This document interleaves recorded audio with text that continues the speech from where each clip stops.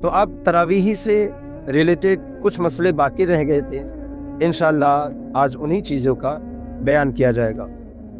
کہتے ہیں کہ تراویح کی 20 رکعتیں 10 سلام سے پڑھیں، یعنی ہر 2 رکعت پر سلام پھیرے، اور کسی نے 20 پڑھ کر آخر میں سلام پھیرا تو اگر ہر 2 رکعت پر قاعدہ کرتا رہا تو ہو جائے گی، مگر کراہت کے ساتھ، اور اگر قاعدہ نہ کیا تھا تو 2 رکعت کے قائم مقام ہوئی۔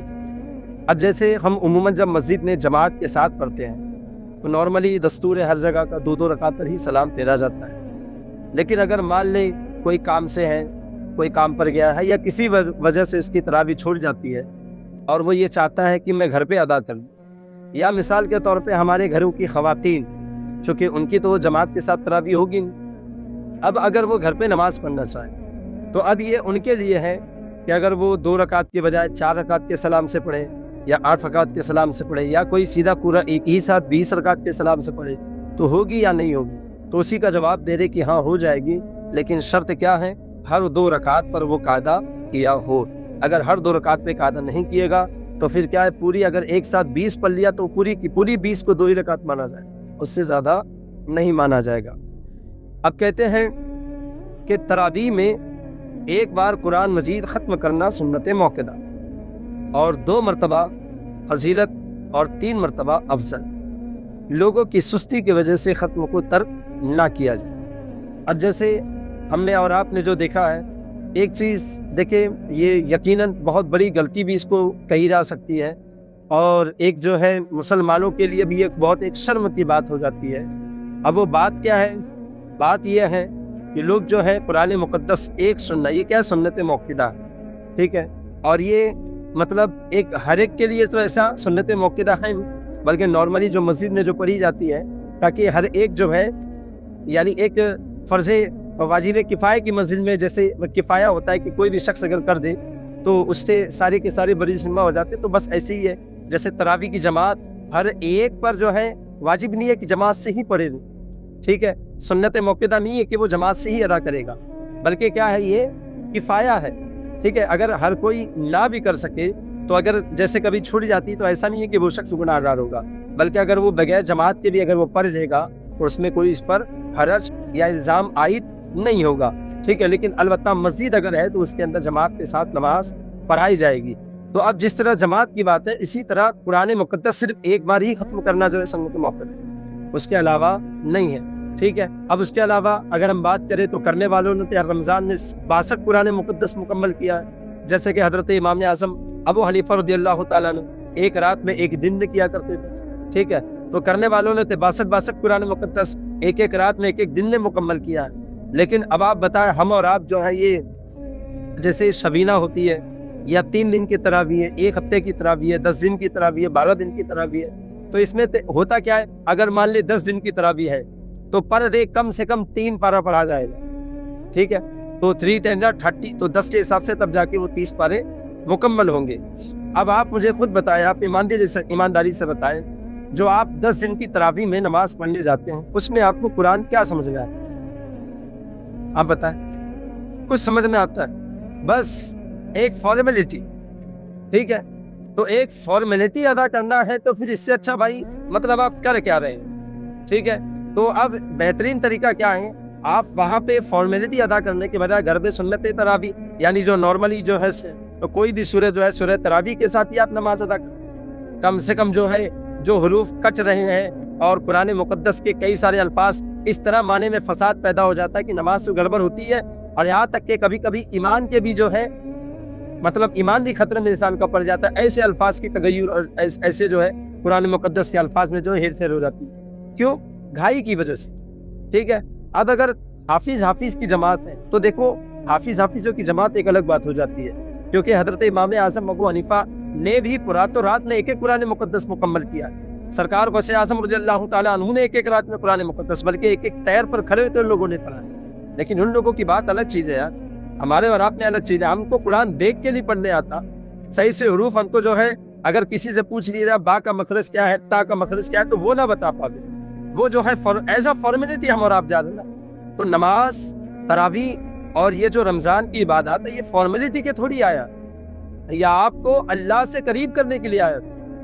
آپ کو یہ بتانے کے لیے نہیں آیا تھا کہ یاد جا کر کے سینہ ٹھوک کے بولو ارے میں 10 دن کی پڑھوا اب 10 دن میں جو ہے پورے رمضان کی تراویح مکمل کر لوں. تو سینہ ٹھوکنے کے لیے تھوڑی آیا تھا, یہ تو اس بات کو احساس دلانے کے لیے آیا تھا کہ بندے جیسے تو 10 دن اللہ سے قریب ہو سکتا ہے, اسی طرح پورے کے پورے سال بھر بھی تو اللہ سے قریب ہو سکتا ہے.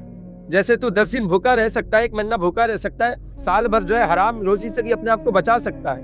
ٹھیک ہے, اب دیکھیں آپ اللہ کی سب سے بڑی رحمت دیکھیں, اللہ کے نبی علیہ الصلوۃ نے کیا ارشاد فرمایا کہ رمضان المقدس کا چاند دکھتے ہی اللہ کی رحمتیں پہلے آسمان پر آ جاتی ہیں اور اتنے جوش میں آتی ہے کہ رحمتیں چیخ چیخ کر کے پکارتی ہے کہ ہے کوئی مجھ سے مانگنے والا تو میں اسے دے دوں, کوئی روزی مانگے تو میں روزی دے دوں, کوئی دنیا مانگے تو دنیا دے دوں, کوئی جنت کی نعیم جنت کی جو ہے عظیم نعمت مانگے تو میں اس کو جنت کی عظیم نعمتیں عطا فرما دوں. تو اللہ کی رحمت ہے, اس کو عشر رحمت کہا جاتا ہے. ابھی جس عشرے میں ہم چل رہے ہیں تو اللہ کی رحمت جب برستی ہے تو اللہ جب کسی سے راضی ہوتا ہے نا تو سب سے راضی ہونے کی پہلی دلیل یہ ہے کہ اللہ تعالیٰ اس کو سجدے کی توفیق عطا فرمائے, اور وہ رحمت کی برساتی ہوتی ہے کہ چاند دکھتے ہی آپ کو دے نمازی دی آپ کو مسجد میں دکھتا نماز پڑھتا ہوا نظر آ جائے. کیا یہ اس رحمت کا اثر ہوتا, ٹھیک ہے, لیکن وہ کہتے ہیں نا کہ جب دل ہی کٹورا ہی الٹا ہے تو کتنا برسے. ٹھیک ہے, تو اس کے لیے ہمیں اور آپ کو کیا ہے, جب اللہ تعالیٰ نماز پڑھنے کی توفیق دیتا ہے تو ساتھ ساتھ میں یہ بھی دعا کرے کہ اللہ جیسے آج مہمان بنایا سال بھر کے اپنے گھر کا مہمان بنا, آج جیسے تو نے اپنی بارگاہ میں آنے کی توفیق دی مولا سال بھر آنے کی توفیق عطا فرما, اور یہ تیری سب سے بڑی کرم نوازی اور تیری سب سے بڑی عطا مجھ پر نازل ہو جائے. تو اس طرح کی بھی دعائیں ہمیں اور آپ کو نمازوں میں مانگنے چاہیے. تو رہی بات یہ کہ جو 2 ختم 3 ختم 3 دن میں ختم رات کی شبینہ چل رہی ہے, تو دیکھیں آپ اگر ہم بات کریں تو ہمارے اسلاف نے بھی کیا ہے, لیکن وہ اسلاف کا انداز الگ ہوتا تھا, ان کا کردار الگ ہوتا تھا, ان کے قرآن کا تلفظ الگ ہوتا تھا. وہ مادر ذات اکثر ان میں سے کیا ہوتے تھے, عربی ہوتے تھے. ٹھیک ہے, ان کی عربی کا تلفظ بڑا شاندار ہوتا تھا. ٹھیک ہے, نارمل عربی بھی جب وہ اسپیڈ بھی بولے نا تو ورڈ ٹو ورڈ سمجھنا ہے بندہ بولتا کیا. الحمدللہ بھی اپنی مسجد دیکھیں آپ قرآن مقدس سنتے ہیں تو آپ کو سارے الفاظ آپ کو سمجھ میں آتے ہیں. ٹھیک ہے, تو اب یہ سمجھ میں آ رہے تو انسان کو کچھ تو اتنا قرآن کی لذت اور مٹھاس تو محسوس ہو رہی ہے نا, ورنہ کیا پردہ معلوم نہیں, کہاں کر رہا ہے کچھ نہیں معلوم, وہ حافظ صاحب ہی بتائیں گے کیا ہوا کیا نہیں. تو ایسا نہیں ہونے چاہیے نا. تو اس لیے آپ جو گھائی مچانے کے بجائے آپ کو قرآن پڑھنے کا شوق ہے تو آپ الگ سے لے کر کے پارے پڑھیے. آپ کو جو ہے آج سوشل میڈیا کا زمانہ ہے, آپ کو آن ریکارڈ آپ کو قرآن بھی مل جائے گا, قرآن کا درس بھی مل جائے گا, تفسیر بھی مل جائے گی, آپ کو سننا دن بھر سنتے رہیے. اب وہ سننا آپ کو ثواب پہنچائے گا, اور یہ سننا شاید آپ کو اتنا فائدہ نہیں دے گا جتنا جو ہے آپ کا ایک بار سکون سے بیٹھ کے پڑھ لینا آپ کو فائدہ دے گا. اب کہتے ہیں کہ اگر ایک ختم کرنا ہو تو بہتر یہ ہے کہ 27ویں شب میں ختم ہو, پھر اگر اس رات میں یا اس کے پہلے ختم ہو تو تراویح آخر رمضان تک برابر پڑھتے رہیں کہ سنت مؤکدہ ہے. اب آپ دیکھیں نارملی جب ایک مقدس نارملی مسجد میں ایک ہی قرآن مقدس ہوتا ہے تو اور اس کا ختم کب کرتے ہیں ہم 27ویں کیوں کرتے ہیں, یعنی شب قدر کی رات کو کرتے ہیں, تو یہ بہتر ہے, مستحب ہے. تو اب قرآن مکمل ہونا ایک الگ ہے, تراویح مکمل ہونا ایک الگ چیز ہے. ٹھیک ہے, آپ 10 دن پڑھتے ہیں, 1 ہفتہ پڑھتے ہیں, 3 دن پڑھتے ہیں, 1 رات پڑھتے ہیں, ٹھیک ہے, وہ قرآن مکمل ہوا, تراویح مکمل نہیں ہوئی. تراویح مکمل کب ہوگی, جب عید کا چاند دکھے گا, اس سے پہلے تراویح مکمل نہیں ہوتی ہے. تو جس طرح پہلے رمضان کے دن آپ پر تراویح پڑھنا ضروری تھا, اسی طرح جو ہے 29ویں چاند کو بھی اگر چاند نہیں دکھا تو 29 تاریخ کو بھی آپ کو کیا ہے تراویح پڑھنا اسی طرح ضروری تھا جس طرح پہلے کے دن جو ہے ضروری تھا. اب کہتے ہیں کہ تراویح میں جماعت کیا ہے, یہ سنت کفایہ ہے. اگر مسجد کے سب لوگ چھوڑیں گے تو سب گناہگار ہوں گے, اور اگر کسی ایک نے گھر میں تنہا پڑھ لی تو گناہگار نہیں. مگر جو شخص مقتدا ہو کہ اس کے ہونے سے جماعت بڑی ہوتی ہے اور چھوڑ دے گا تو لوگ کم ہو جائیں گے, تو اسے بلا عذر جماعت چھوڑنے کی اجازت نہیں ہے. اب دیکھیں نارملی کیا ہوتا ہے کہ اگر کوئی شخص ایسا ہو جو معظم دینی ہو, ٹھیک ہے, جیسے بہت بڑے شیخ ہیں, بہت بڑا پیر ہے کوئی علاقے کا, اب اگر وہ جماعت میں نماز پڑھنے آتا تو مرید دیکھ کر کے اسی کو آ جاتے کہ چلو پیر صاحب گئے تو پھر ہم بھی پیچھے پیچھے چلے جاتے. تو اب ہوگا کیا, اب اگر پیر صاحب سوچے کہ جماعت کو سنت کفایہ ہے, کوئی بھی پڑھ لے گا تو پھر کوئی دقت کی بات نہیں ہے, میں گھر میں پڑھ لیتا ہوں, خانقاہ میں پڑھ لیتا ہوں. اب ان کے پڑھنے سے کیا ہوگا کہ اب لوگ سوچیں گے کہ جب پیر صاحب ہی پڑھیں تو چلو بھی گھر میں پڑھ لیں گے. تو اب ہوگا کیا, مسجد کی جماعتیں کم ہو جائیں, مسجد کی صفوں میں کمی آئے گی. تو ایسے شخص کو جو مقتدا کی حیثیت رکھتا ہو, رہنما کی حیثیت رکھتا ہو, اس کو جماعت چھوڑنے کی اجازت نہیں ہوگی جب تک کہ واقعی میں کوئی شرعی مجبوری نہ پالی جائے۔ اب کہتے ہیں خوش خان کو امام بنانا نہ چاہیے بلکہ درست خان کو بنائے۔ عموماً ہمارے اور آپ کا انداز کیا ہوتا ہے؟ ارے ماشاءاللہ حضرت کی آواز بہت شاندار ہے، جیسے آپ لوگوں نے کئی لوگوں سے مجھ سے سنا ہوگا، ارے فلاں حافظ صاحب فلاں قاری صاحب پوچھو مت کیا قرآن پڑھتے ہیں۔ تو کیا آواز اللہ نے دیا؟ آواز ایک الگ چیز ہے، آواز کوئل کی بھی اچھی لگتی ہے، ٹھیک ہے؟ تو مطلب کیا کوئل کے تراویح کے لیے کھڑا کر دیں گے؟ آپ بتائیں، آواز بہت سارے سنگروں کی بھی اچھی ہے، یہ تو نیچرلی چیز ہے نا، اللہ چاہے جس کو عطا فرما دے۔ لیکن سوال یہ ہے کہ قرآن نماز درست کب ہوگی؟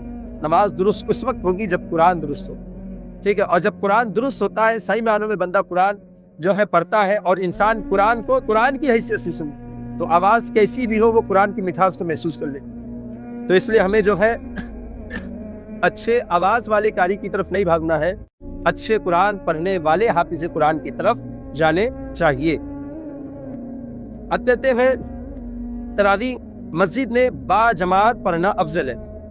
اگر گھر میں جماعت سے پڑھی تو جماعت کے ترک کا گناہ نہ ہوا، مگر وہ ثواب نہ ملے گا جو مسجد میں پڑھنے کا تھا، ٹھیک ہے؟ کیونکہ اب دیکھیں نارملی جب گھر میں پڑھا جاتا ہے تو اپنے حساب سے پڑھا جاتا ہے، ٹھیک ہے؟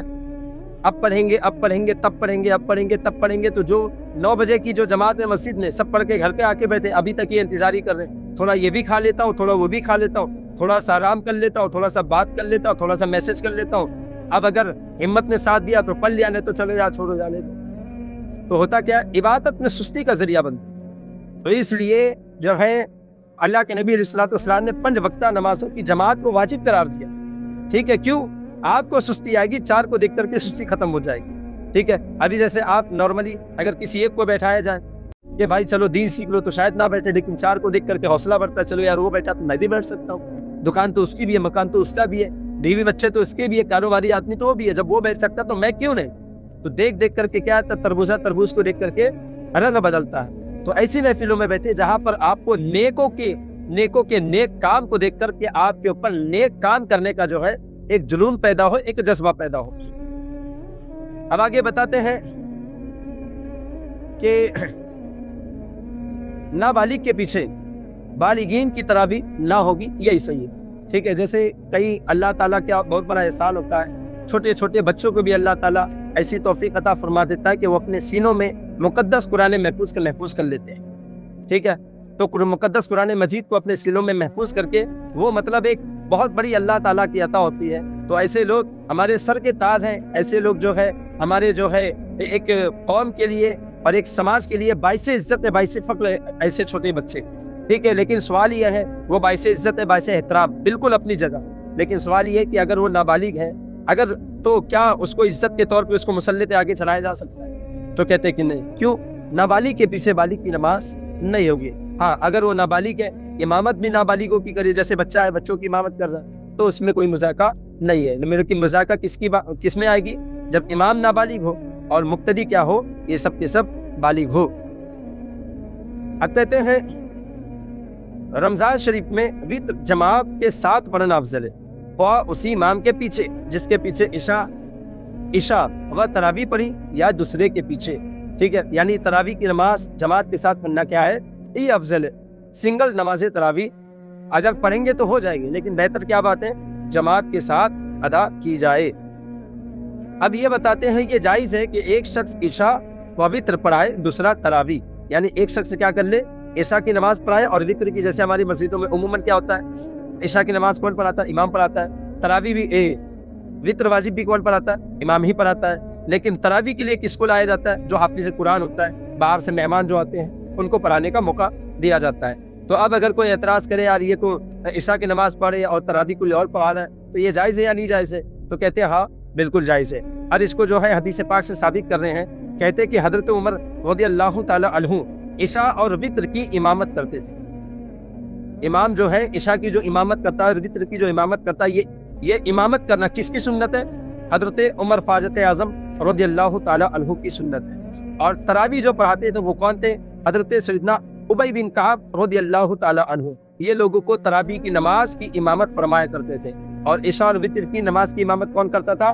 حضرت عمر بن خطاب رضی اللہ تعالی عنہ فرمایا کرتے تھے۔ اب کہتے ہیں اگر سب لوگوں نے عشاء کی جماعت ترک کر دی تو تراویح بھی جماعت سے لا پڑے، ہاں عشاء جماعت سے ہوئی اور بعض کو جماعت نہ ملی تو یہ جماعت تراویح میں شریک ہو۔ مثال کے طور پہ مسجد میں عشاء کی نماز ہوئی نہیں، جماعت کے ساتھ عشاء کی نماز ہوئی نہیں۔ اب اس کی مثال جیسے لاک ڈاؤن لگ گیا تھا، ٹھیک ہے، کوئی بھی نہیں دکھے گا مسجد میں، ایک بندہ بھی نہیں دکھے گا، پورا لاک کر دیا گیا۔ جیسے خانہ کعبہ حرم میں کیا ہو گیا تھا، پورا اے ٹو زیڈ جو ہے اس کو لاک کر دیا گیا تھا، کوئی بھی نہیں جا رہا، ٹھیک ہے۔ تو اب مان لو کوئی مسجد میں بھی پر کوئی ایسا حادثہ ہو گیا یا کوئی ایسی بات ہو گئی، وہاں پر جو ہے مسجد میں عشاء کی نماز ہوئی نہیں جماعت سے، تو اب کیا لوگ جو ہے تراویح کے لیے، مان لیجیے کوئی مسئلہ ہوا، عشاء کی جماعت سے پڑھی نہیں، اب تراویح کے لیے اجازت مل گئی، ٹھیک ہے جاؤ تراویح پڑھ لو، تو اب بتائیں کیا وہ تراویح جماعت کے ساتھ پڑھ سکتے ہیں؟ تو کہہ رہے نہیں، جب عشاء کی نماز جماعت سے نہیں پڑھی تو اب تراویح کی نماز کی جماعت سے نہ پڑھی جائے۔ البتہ ہوتا کیا ہے ہماری مسجدوں میں، جیسے عشاء کی نماز ہوتی ہے تو کچھ لوگ آتے ہیں، کچھ لوگ نہیں آ پاتے، کسی کی جماعت چھوڑی جاتی ہے، تو اب ان کے لیے کیا حکم ہے؟ پہلے وہ عشاء کی فرض پڑھ لے، فرض پڑھنے کے بعد اب وہ جو ہے تراویح کی نماز میں، تراویح کی جماعت میں شرکت کر سکتے ہیں۔ اب رہی بات یہ کہ جو رکعتیں چھوٹ گئی ہے اس کا کیا ہوگا؟ مثال کے طور پہ جب وہ آیا تو 10 رکعت، اب 10 رکعت کے لیے کیا کرے گا؟ اب بتائیں کیا کرے گا؟ ہاں اب وہ 10 رکعت کے لیے کیا کرے گا؟ وہ اپنی اکیلے سے الگ سے اس کو ادا کرے گا۔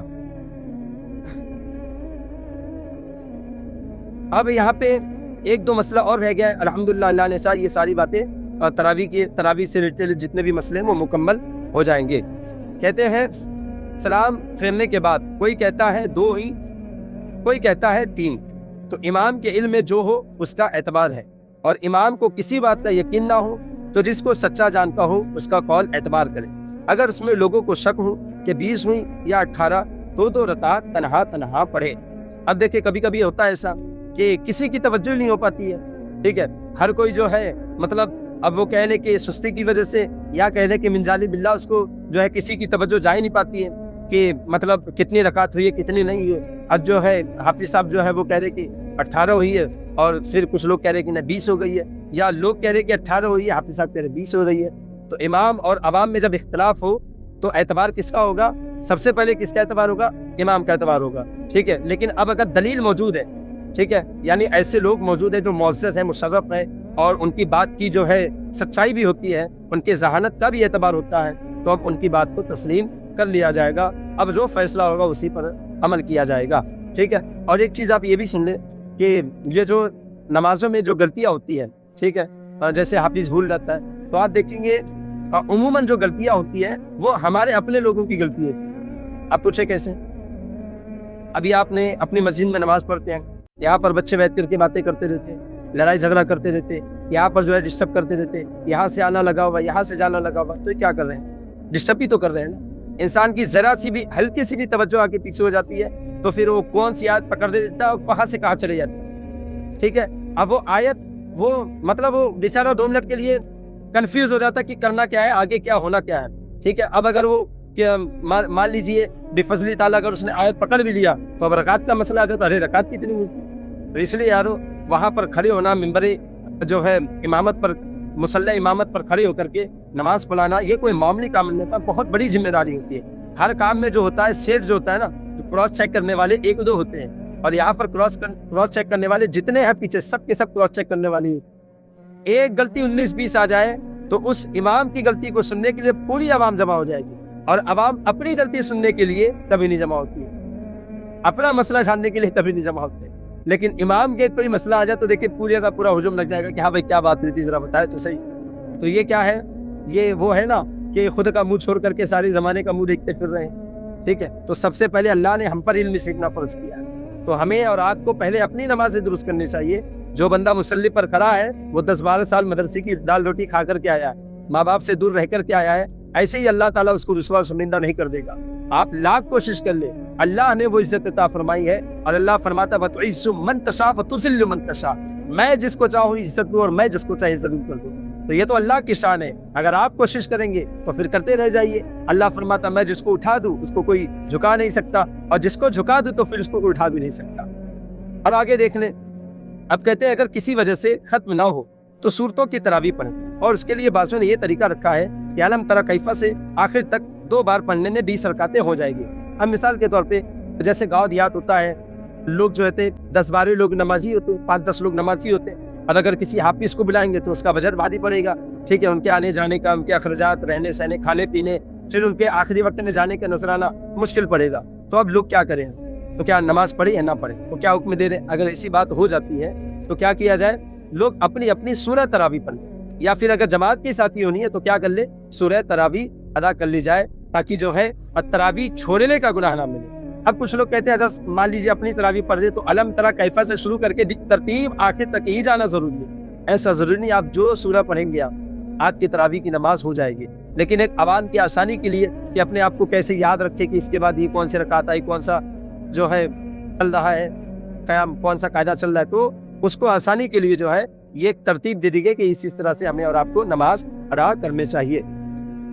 अब जो है अब आखिर में जो सबीला वाला मसला है, अब उसे सुन ले। कहते हैं सबीला कि एक रकात में तरावी में पूरा कुरान पढ़ा जाता है। जिस तरह आजकल रिवाज है कि कोई बैठा बातें कर रहा है, कुछ लोग लेटे हैं, कुछ लोग चाय पीने में मशगूल है, कुछ लोग मस्जिद के बाहर हुक्का पी रहे हैं, और जब जी में आया एक आध रकात में शामिल भी हो गए। ये तरीका क्या है? ये नाजायज तरीका है। और आप देखे होंगे कई लोग, जैसे यूथ जो होते खास करके, बुरे लोग तो आगे आकर के खड़े हो जाते, जो जवान अपनी जवानी पर सिला ठोक ठोक करके डोले सोले दिखाते, छाती दिखाते, वो लोग जो पीछे जा करके भागे रहते। तो ये जवानी किस काम की है? जो अल्लाह को बारगाह में सजदा नहीं करने दे रही आप।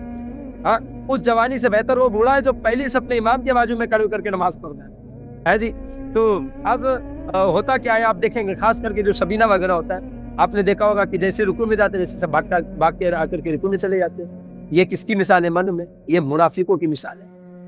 मुनाफिक जो होता है इबादत में काहिल होता है, इबादत में बड़ा सुस्ती करने वाला होता है। तो हम और आपको अल्लाह ताला ने हमें और आपको मुसलमान बनाया। तो ऐसा मुसलमान जिस तरह हम जो है लड़ने झगड़ने में हर चीज में आगे रहते हैं कि आज हम मुझसे बात कर, तो जब अल्लाह की बारी आए तो उसमें भी हमें और आपको आगे खड़े होकर के पेश करने चाहिए।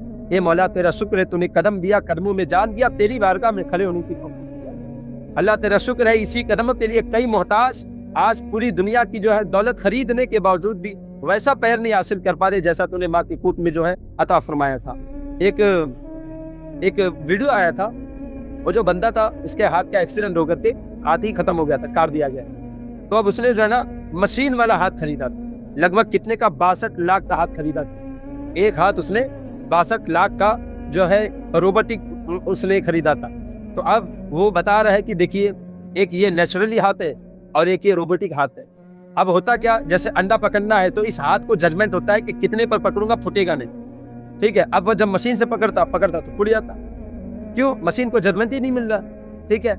इसी तरह जो है छुरी से गोश्त काटना है तो कितना प्रेशर देना इस हाथ को मालूम है, और जो है मिर्ची काटना तो कितना प्रेशर देना इस हाथ को मालूम है। लेकिन वही सेम चीज जब इस हाथ से कर रहा है तो हो नहीं पा रही है। तो इंसान को दिखने में तो लग रहा है कि हाथ आ गया है, लेकिन अल्लाह ताला ने जो इज्जत और जो वकार और जो है एहसास वाली चीजें जो इसके अंदर पैदा रखा है, उस मशीन के अंदर थोड़ी पैदा करके रखा है। तो इसलिए अल्लाह ने अगर आज़ाद सलामत रखा है तो इस आज़ाद के शुक्र में सबसे पहले हमारी जिम्मेदारी ये बनती है कि हम रमज़ान के पूरे रोजे रख करके अल्लाह की बारगाह में शुक्र अदा करें, या अल्लाह तूने हमारे सारे आज़ाद को सलामत। और जब भी नमाज का वक्त आए हाजिर होकर के पेश कर दे कि अल्लाह तेरा शुक्र है, तूने हाथ भी सलामत रखा, पैर भी सलामत रखा, आंखें भी सलामत रखा, तूने ईमान भी सलामत। तो अब जब नेमतें आती हैं तो बंदों की जिम्मेदारी बनती है कि वो शुक्र अदा करे।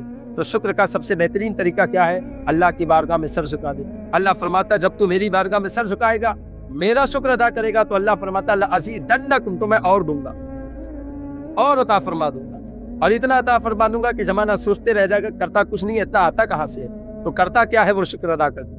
तो अल्लाह ताला ने फरमाया हर चीज में बरकत का सबसे आसान फॉर्मूला यही है कि बंदा जो है अल्लाह ताला की बारगाह में ज्यादा से ज्यादा शुक्र जो है अदा किया करे। अल्हम्दुलिल्लाह तरावी का बयान मुकम्मल हो गया। अब इंशाअल्लाह कल से जो है इन चीजों का बयान होगा कि किन मजबूरियों की वजह से रोजा ला रखने की इजाजत दी गई है, ठीक है।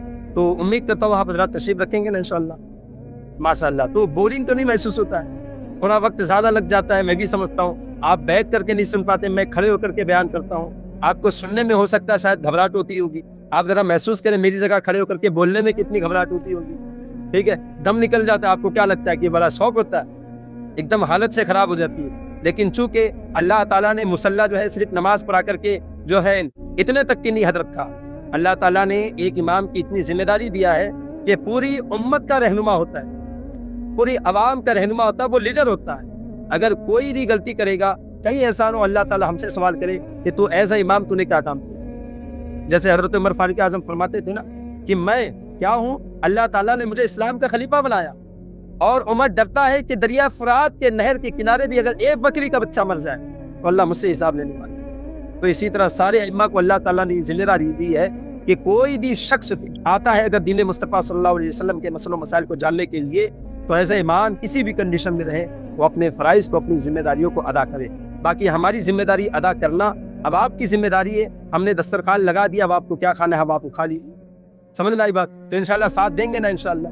یہ آپ کے لیے کیا جا رہا ہے, یہ آپ کو سمجھانے کے لیے, آپ کو بتانے کے لیے, آپ کے روزے, نمازیں, حج, زکات, ان چیزوں کو درست کرنے کے لیے. انشاءاللہ آج دیکھیے ساتویں ہے نا, 10 کے بعد سے اللہ تعالیٰ نے چاہا جو ہے زکات کے مسائل, فطرے کے مسائل پورا بالتفصیل بیان کیا جائے گا. تو انشاءاللہ آپ حضرات پابندی سے شرکت کریں گے نا انشاءاللہ. اللہ تعالیٰ ہمیں کہیں نہ سننے سے زیادہ عمل کی توفیق عطا فرمائے.